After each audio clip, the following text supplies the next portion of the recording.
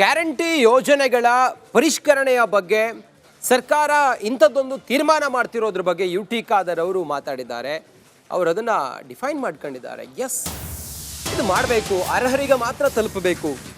ಸರ್ಕಾರದ ನಡೆಯನ್ನು ಸಮರ್ಥಿಸಿಕೊಂಡಿದ್ದಾರೆ ಸಚಿವ ಯುಟಿ ಖಾದರ್. ಗ್ಯಾರಂಟಿ ಯೋಜನೆಗಳು ಅರ್ಹರಿಗೆ ಮಾತ್ರ ಸಿಗಬೇಕು, ಈ ಕಾರಣದಿಂದ ಪರಿಷ್ಕರಣೆ ಮಾಡಲಿದ್ದೇವೆ ಅಂತೇಳಿ ಯುಟಿ ಖಾದರ್ ಅವರು ಹೇಳಿದ್ದಾರೆ. ಗ್ಯಾರಂಟಿ ಯೋಜನೆ ಬೇಡದ ಅರ್ಹರು ತ್ಯಜಿಸುವಂತೆಯೂ ಕೂಡ ಮನವಿ ಮಾಡಿದ್ದಾರೆ. ಬೆಂಗಳೂರಿನಲ್ಲಿ ಆರೋಗ್ಯ ಸಚಿವ ಯುಟಿ ಖಾದರ್ ಅವರು ಹೇಳಿಕೆಯನ್ನು ಕೊಟ್ಟಿದ್ದಾರೆ.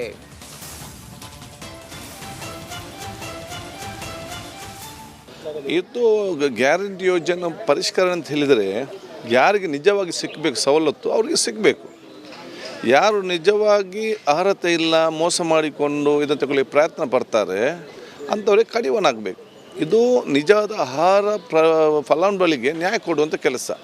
ನನಗೆ ನಿಜವಾಗಿ ನನಗೆ ಸಿಗಬೇಕು, ಒಂದು ನನಗೆ ಸಿಗ್ತದೆ, ಇನ್ನೊಬ್ಬ ಮೋಸ ಮಾಡಿ ತಗೊಳ್ತು ಅಂತ ಹೇಳಿದರೆ ಅದು ನಮಗೆ ನಿಜವಾದ ಆಹಾರ ಯಾರು ಫಲಾನುಭವಿ ಇದೆ ಅವರಿಗೆ ಮೋಸ ಆದ ರೀತಿ ಅಲ್ಲ.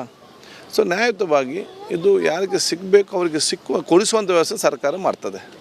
ಇದು ಗ್ಯಾರಂಟಿ ಯೋಜನೆ